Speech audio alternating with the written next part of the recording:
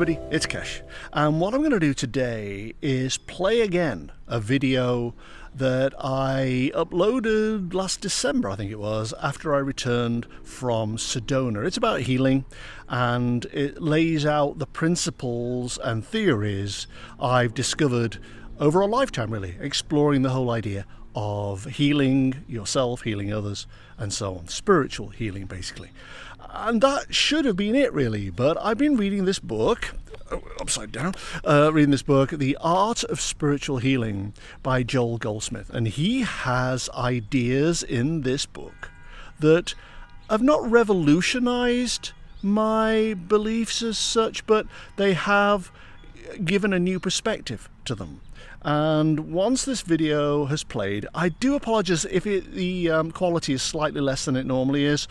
This is from downloading it, uploading, and so on. But I'm going to play this video, and once it's over, I'll explain what Joel Goldsmith's idea of healing is. He was a former Christian Scientist who left because he didn't agree with all the principles. But the principles he did adopt instead seem to me to have tremendous validity. So here's the original video, and at the end I'll come back and I'll tell you what Joel Goldsmith says. Hi everybody, it's Cash. Welcome back. Thank you very much for joining me today. I wanted to present to you a recap of my trip to Sedona, Arizona in December 2022 to experience the energies of the vortexes. This had been on my bucket list for a very, very long time, ever since 2008, actually. Those of you who've read my book about healing, a little book about believing, you'll know that while I was in Brazil, I met a woman who had been healed, she said, of multiple sclerosis. She'd been in a very, very bad way, walking with a cane in terrible pain, and then she went to Sedona to experience the vortexes and came away, this was her claim, she came away with no MS. And indeed, when I met her, she seemed to be perfectly well.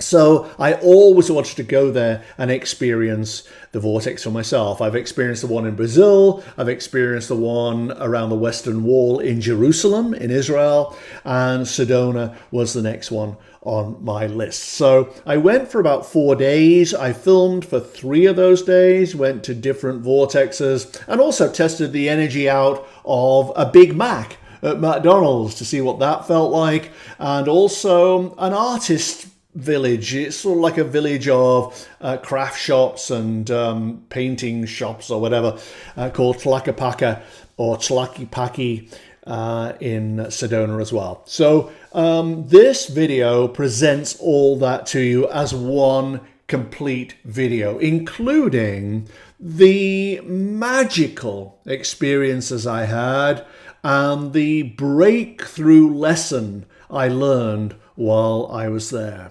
I went with the intention to simply open up and expose myself to the energies, see what pictures came into my head when I read the energies, but I don't think I quite expected to learn what I eventually learned. That came as a complete surprise out of the blue, and maybe that's what the energies, the vortexes, can do for you if you're willing to let them do it.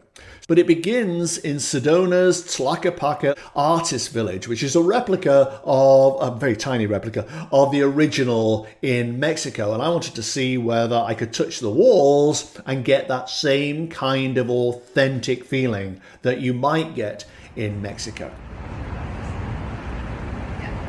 Yeah, there you go.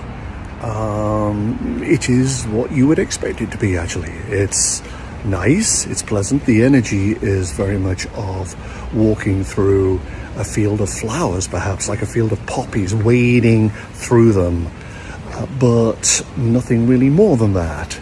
It's pleasant, it's certainly as authentic as they could make it. I mean, what they've done is they built this complex of artist shops around these trees and made the place look as authentic as possible. But the truth is that the energy is very low-lying. It's very nice and lovely and pleasant, but nothing more than that. You would come away from this place going, well, that was cute, that was nice, but you wouldn't come away from it going, oh my god, I felt the vortex, because there is no vortex here as far as I can tell. But it's certainly very, very nice. And now I'm going to lunch. I expect the food to be just as authentic as this is. In other words, not at all. Notice it's starting to rain, and this is when I set off on my big adventure to the Airport Mesa Vortex. The guy in the tourist office said, do not do it, it's a very long way, it's all uphill, you will never make it, and that I took to be a dare. So I set off in the rain, and yeah. In fact, my watch went off at one point with a heart warning to say that I was exerting myself too much. But I walked 12 miles yesterday, and this was accounting for that. It was a bit of a haul, I have to say.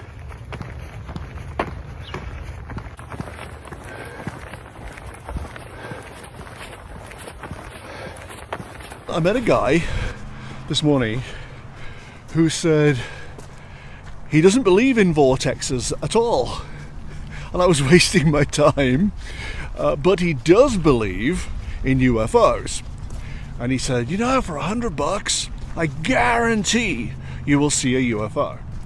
And of course I said, well, it's just a dot moving across the sky, isn't it? So it's going to be a drone, an aircraft, and so on. He goes, no, for 110 you might be able to even touch them.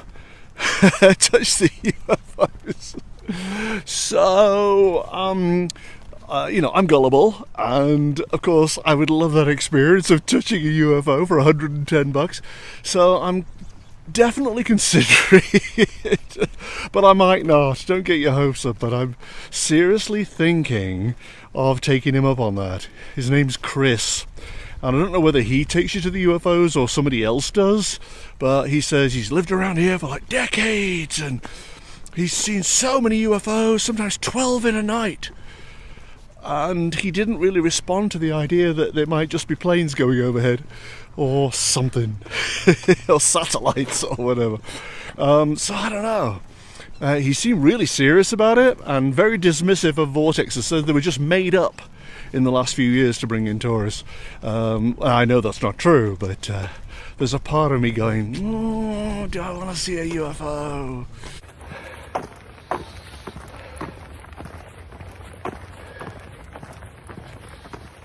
Oh, great. Turns out I was so busy talking to you that I went in totally the wrong direction for the airport vortex. And it's actually this way, not that way, where I've walked for about 2.5 miles up a very, very steep hill. So back down I go, past the Wesleyan Church, and I'll go back to where I started and take the other turning, which will take me to the airport, hopefully. Oh, God. I'm telling you straight, this airport vortex had better make the hairs on my legs stand on end to be worth this kind of climb. Apparently it's 700, I'm all wobbly, 700 feet above, I guess wherever I was. Not sea level possibly, but just wherever I was. And it is one blooming heck of, I'm sorry, I don't normally swear, but I'm pooped. One blooming heck a climb. I'm exhausted.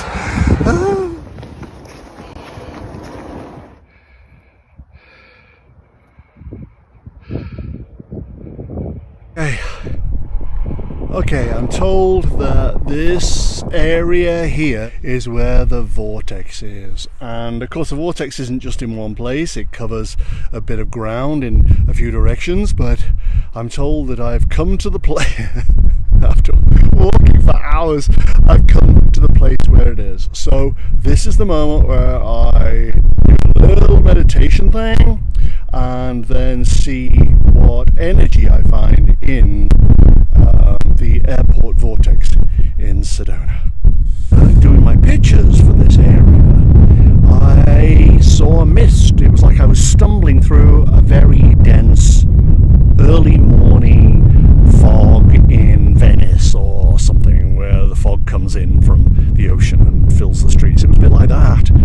it's not just above my head here, the mist. It's not like I'm stumbling around in a fog right just here. It's way, way up. It's quite high. The interesting thing was that I recorded this before and the camera switched off. And also the gimbal. I bought a gimbal to use to keep this steady when I was doing the video. So I thought that would be really, really useful. And every time I would just go, well, here's what I found. And the gimbal would just collapse and switch itself off. So maybe there's some kind of energy here that I should take seriously. But in terms of visuals, all I get is, beautiful visuals, but all I get in terms of my pictures is a mist and nothing more. The sun is going down and I am going to do the unthinkable. I'm going to buy myself a Big Mac at McDonald's. I actually I can barely believe I'm saying this. I haven't eaten anything from McDonald's since 1981. In fact, I so rarely eat any kind of junk food that I could probably list every single item of junk food I've ever had and where I bought it and when. That's how rarely I eat junk food. Now you get fries and stuff, and they're so salty and I guess sugary too. I'll be throwing those away. I know there are starving children in the world, but sometimes I can't go as far as I really should. But I'm going to touch the Big Mac now and see what kind of energy it gives off.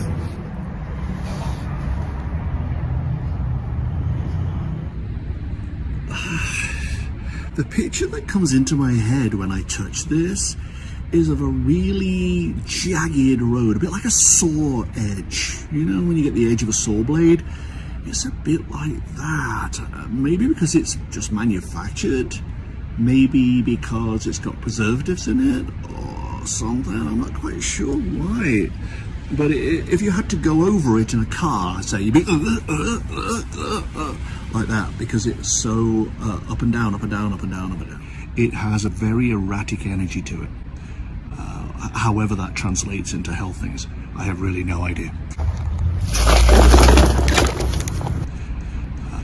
Sedona wasn't settled, I don't think, until about the 1870s, and used to be orchards and vineyards or whatever. It was very much a rural environment. I don't think they had electricity there till the 1960s, actually. But in the 1950s, a lot of westerns were shot there. Movies like Billy the Kid, 3:10 to Humor, The Gunfighter, and so on. Even National Lampoon's Vacation was shot around Sedona. And gradually over the years, it's become super populated. I think it was going to be called Schnebley at one point. Not Sedona, but Schnebley. There's a guy called Theodore Schnebley who owned the local hardware store, and he put in a petition to have the town named Schnebley. And people went, absolutely not, you're crazy. And he goes, oh, all right then, well, maybe we could name it after my wife. She's called Sedona. And they went, well, if we have to name it something, Sedona's better than Schnebley. And so it got to be called Sedona. At one point, Walt Disney was thinking of building Disneyland in Sedona, or the area around it. And he came, looked at the place, and apparently they didn't have enough water there to supply Disneyland, and so he went for California instead. But there was a time when it was going to be Disneyland out there, and it would have been a very, very different place to the one it is now. Anyway, it's very, very famous for these vortexes. Many people say, oh, it's nonsense, but I have felt them, and I went in search of the Boynton Canyon vortex. I had lunch at a resort up there and then wandered off with mixed results, but it ties in, what I found in Boynton Canyon ties in very much with what you'll see in the next video, where I had a major aha moment. It was almost like, yes, you had to go on this trip. You were brought here to learn this one lesson. I've just had lunch at a resort called Enchantment, and apparently, I don't know if it's that place, but one of the hotels here was built on Native American land. And when the property owners bought it and built the hotel, they said to the Native Americans, you are no longer allowed to do your rituals and everything like that on our land. You've got to stop. So, if I got the story right, the Native Americans put some kind of curse on the hotel and it went bust. So in the end, the government bought it and said, all right, you can go back to doing your rituals again if you'll let our hotel be prosperous. And I think it's the one I've just been to. And now it is. Now it does really, really well. But isn't that interesting? This whole land here is used for rituals in private places and stuff. It's quite magical in its way. But I am looking for the Boynton Canyon vortex, which apparently is one of the more powerful ones. And I think I go left here when these cars have gone by. I think I go left here, and it's down here somewhere. This is the trail through Boynton Canyon. My friend who used to live here says go about 20 minutes, and at that point you will begin to feel the effects of the vortex. Apparently it's really, really strong. Oh God, I'm lost already. Where does this go? I don't know. I'm not used to hiking, as you can imagine. But apparently you go along here, and I said, are there any dangers? I said, well, don't step on a snake. Obviously, I'm not going to do that. And also, there are wild bush pigs with tusks that could attack you. So I'm looking forward to being attacked by pigs. Could happen at any minute.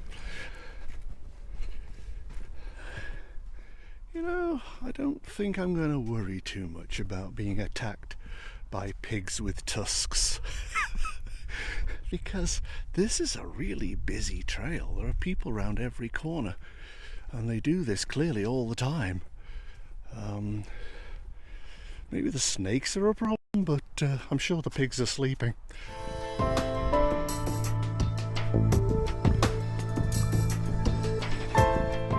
It's all pretty dazzling and amazing, and I would love to say also isolated, but it really isn't. There are so many people walking this trail that you're never away from a human voice. It's very disappointing. I thought I'd have a moment to meditate and think and tune into the energy, but there are so many people walking by. It's like a shopping street at Christmas. Ah, you see in the background there, can you see them? It's a never-ending trail, but of people. And you just want to relax and enjoy it, and you can't for the sheer number of tourists coming through. What a shame. What a terrible shame. But anyway, this is my spot that I'm going to do, or attempt to do, my picture thing for the Boynton Canyon vortex.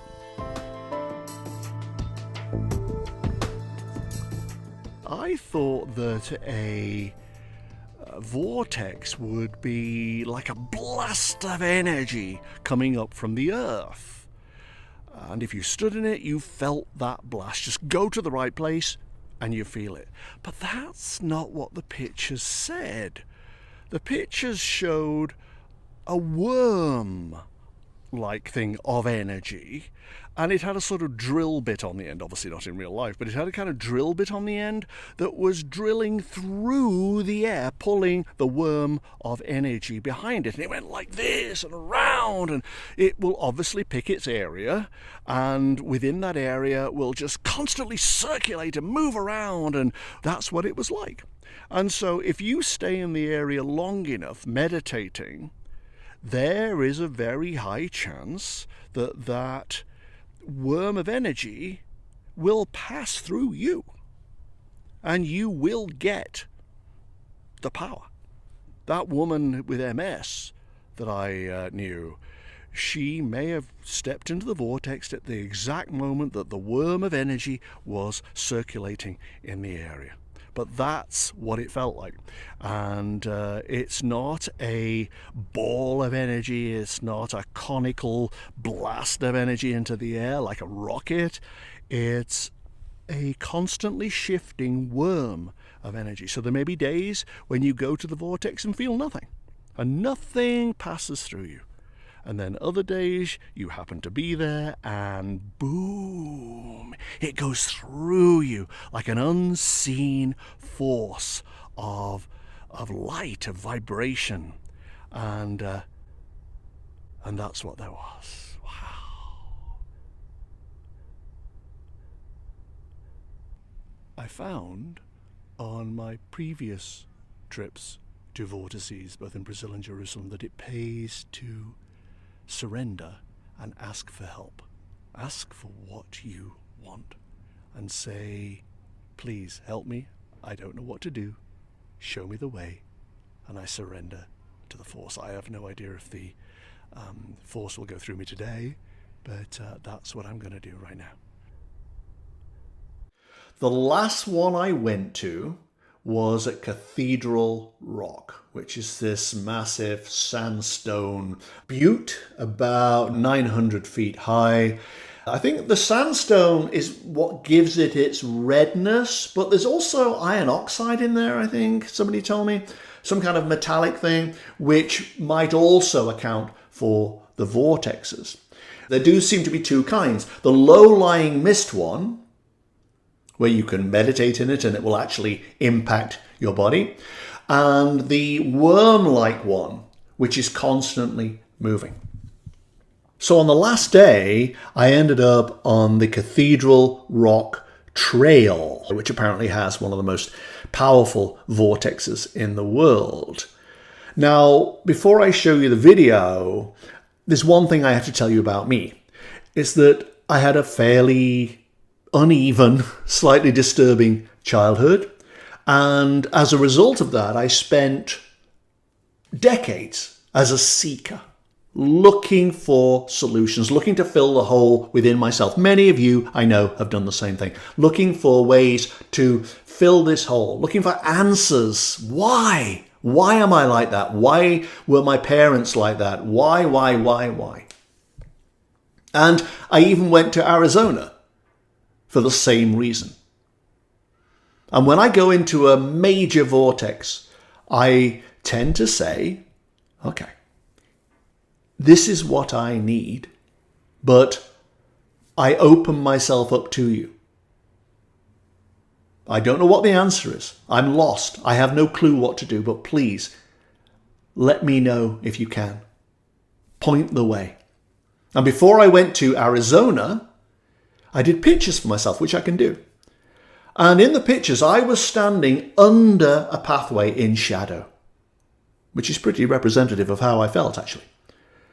And as I watched myself, I went up a path to a new level that was not in shadow. It was in sunshine. This was a realignment somehow. So I went into this little adventure knowing there would be some kind of realignment, but not sure how. And I got to the last day and nothing had really happened, other than I had found out about vortexes and things. Then I went up the trail of Cathedral Rock. So this now is the Cathedral Rock Vortex in Sedona. The guy in the parking lot, despite the fact that I didn't have a car, I was talking to him, the guy in the parking lot said that the whole area is really a vortex, and simply by standing around in it, you feel the energy. Now, for some reason, maybe you have to meditate or something, I don't feel the energy. I have a bit of like an earache thing going on, and I had a bit of a headache just now, but maybe that's feeling it. But I was expecting something a little bit more spectacular. But what I'm going to do is I'm going to wander up the trail a little bit and just do my pictures maybe 15 minutes in and see if there's something that comes. If this whole area here is a vortex, as the parking attendant said, then I'm going to do my first spot of meditating and picturing here. I'm just going to do it on this little ledge here and see what comes. And then I'll move on up and see if anything else comes. This spot has the same kind of mist that the airport Mesa vortex had. About a 2-foot high mist though. It was only like up to my thighs, my knees, my thighs, but it covers this whole area. It's like a low lying mist, which may suggest that there's actually not as strong a force here as there would be further on up. One of the most disturbing features of this area is, and Boynton Canyon and everywhere else, is that you can't go anywhere that's out of the range of human voices or aircraft noise. And it's very disturbing. You can't get any kind of peace of mind at all, because there's always people talking and they never stop talking. This is the cell phone generation. Maybe I'm getting old. But I'm going to go further up the trail and see if the energy is stronger there.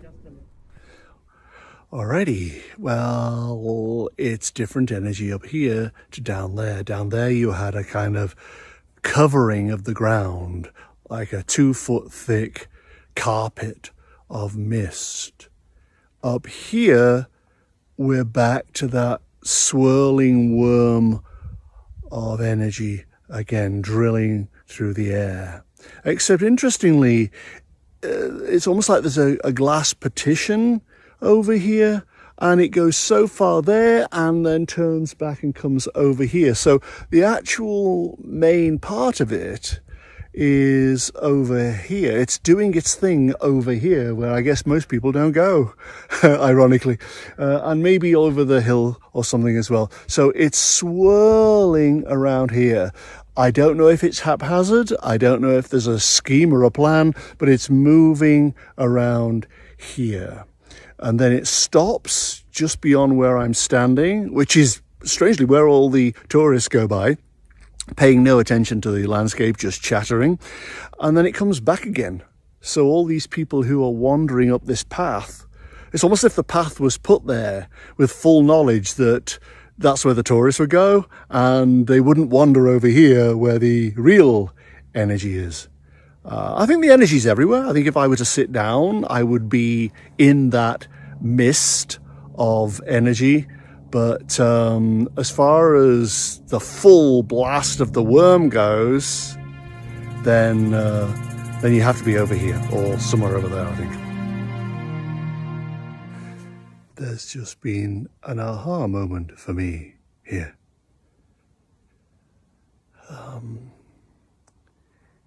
It's not that the worm of energy is moving around randomly, just sort of slithering through the air, invisibly, obviously, slithering through the air, and it might touch you. It is drawn to open-heartedness. It is drawn to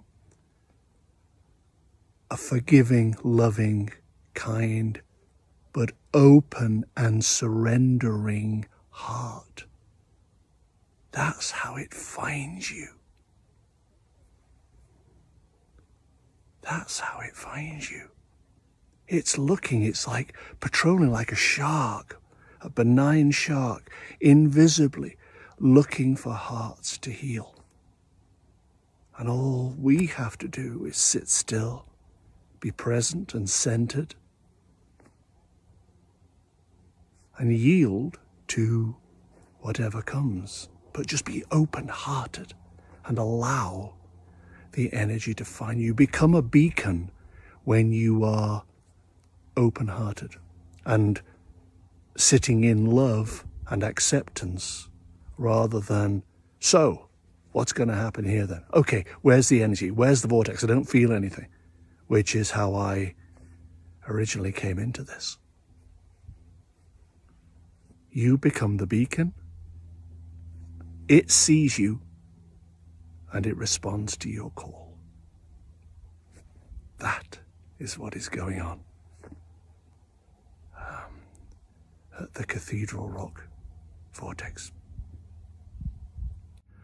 The guy in the parking lot, the one I had no business talking to really, he said that he's a Christian, but he doesn't go to church. This is his church. This area is his church because God is in the rocks. And I can see that now, actually. I can see how that energy is God, is divine intelligence going through the rocks, that vibration that is low-lying in some areas and in others is manifesting itself as like a worm of energy, but it finds you. When people say they're seeking God or seeking something, stop seeking. I've often said about that thing with the kid lost in a department store. I once got lost in a department store when I was a kid, and my parents couldn't find me because I was constantly walking around. Stay still. Your parents will find you. That was the advice I was given. And it's the same here. Stay still. Open your heart. And God will find you. That's the message of this place. Absolutely amazing. That was the answer I have been looking for 5 or 6 decades. Right there. The question is, what have I been seeking? And I came to the conclusion, on my way back actually, that it was validation. I wasn't seeking popularity in my life, ever. I wasn't seeking fame or money. None of these things seem to have any importance, but seeking validation was the thing. That was the lesson I took away from Cathedral Rock, and it was very, very powerful. Made a complete difference to my life. And also, when the picture said I went around and up and took a new direction, a realignment, that's exactly what happened.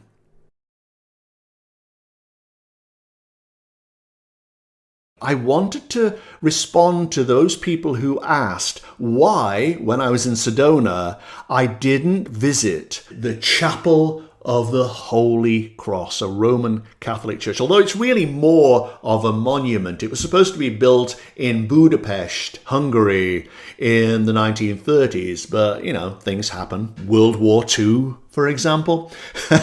And it ended up being built in Sedona. It opened in 1956. The woman, Marguerite Stauder, I think probably is her name, she wanted it to be dedicated to her mother, really. And it was supposed to be a church, but there's a problem with the federal government owning the land and the building and whatever, and I don't know, it's just very, very tricky.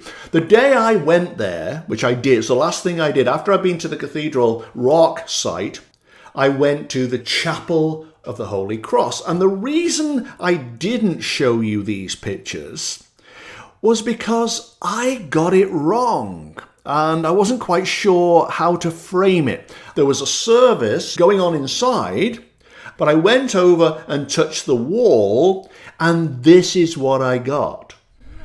This, by contrast with the flowing energy of the vortices, this has a very, very rigid energy to it. It's very box-like. I know it's made of concrete and stuff, but that's not really relevant. The energy around it is square, like a wall, to keep things out, which would make sense. That religion, faith with a capital F, is rooted in fear and trying to keep the enemy out. It projects a crucifix, a huge crucifix, across the valley here, projecting faith, projecting Christianity and Jesus and God and so on. And yet, there's not a lot of God in it. It was really nothing more than that. It was quite unremarkable. There was a barrier around it, a blocky kind of barrier, keeping bad people out and the Christians in. That's really what it felt like. So I didn't really tell you because it's nothing terribly interesting. I got home and I looked at the video that I had shot over the heads. I didn't even see it for real. It was shot over the heads of the crowd into the church, the chapel, while the service was going on.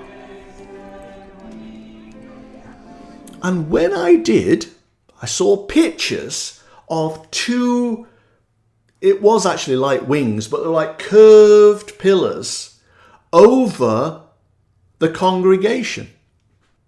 What does that remind you of?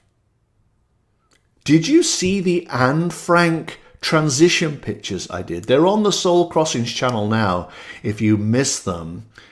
She had her higher self reflected in the pool she was looking into, to let her know she was being guarded and guided throughout the whole process. And when I looked in the Chapel of the Holy Cross, which I think is built on a small vortex itself, people have really felt strong vibrations there. When I looked into the chapel, there were those two wings. So once again, maybe it isn't the building that pulls in the energy. That's not the important thing. It's the people with their open hearts inside the building, inside the church, that channel the energy that goes with their faith. The outside, it's just a shell, doesn't matter. It's pretty, it's in a lovely location. But the inside, where the people were, the people of faith, where they were singing, where they were praying, that had the pillars of spiritual energy over it. So there you go. That was the original video. Now, as I said at the beginning, I've been reading this book, The Art of Spiritual Healing by Joel Goldsmith. He came up with this idea of humanness, I suppose you would call it, your human body that you walk around in, and your being on the inside. That is your connection to the divine, which is the highest vibration possible. It represents perfection. It is who you are at your core. And he proposes that since that is who you are in your very essence, perfection, divine perfection, then you can call upon that energy as a resource for healing your 3D physical self. The mistake people make, he says, is to think that there is that separation, when in actual fact it is all one, because infinite intelligence, God, whatever you want to call it, is the everything of everything. It's all in all, as they say. And all the problems that we have in our physical life, all the dramas, illness and poverty and lack of any kind, lack of love and so on, any problems we have, any dramas, come from having separated ourselves from who we really are. And if we stand in our being and don't label these things as problems and don't attach ourselves to that energy, we exude our strength. We play to our natural divine authority. And that energy will heal our life. It will heal illness. It will heal poverty. It will heal relationships and so on. Because at the center, we are pure love. At the center, we are connected to the universe, which has a perfect vibration. And it's only our humanness, with all its inherent complications and dramas and all the ego stuff that we allow to prevail, it's only that that prevents us living up to our full selves, standing up tall and being healthy and abundant and prosperous. It's all there for us to have, because that is the natural order of the universe. And it's only our humanness that causes the level of disharmony that throws us out of balance, and we feel that we don't have all the things we need. And we label ourselves as being sick or poor or lonely or whatever it might be. And that's just a sign, not that we are sick or poor or lonely or whatever. It's just a sign that we have allowed ourselves to believe that we are separate from who we are on the inside, in our oneness, in our beingness. And the trick is to fuse the humanness with the beingness and just live from that point of power. Come at the world from that point, and all will be well. This has kept me busy for a very long time now, trying to figure out what Joel Goldsmith meant, but I'm really getting my head around it, and it makes sense. Try to walk around the world in your beingness, in your wholeness, in your perfection, not in your imperfection, in what you lack, in what you would love to see change. Just be the perfection that you are at your divine core, and everything will work from there. You'll get more health, more money, love, and so on. You just will, he says, and this is up for the test, it's up for the experiment, you just will, he says, because there's no separation between you, the human mask that you wear, and the you that you are on the inside. Isn't that fascinating? It's really altered the way I look at these things and at the world, and I'm now trying every day to come at the world from my beingness, not from my humanness. That's it. That's all I had to say. But I just find that very, very stimulating. Very, very interesting. All right. I'll see you next time. Thanks a lot, guys. Bye-bye.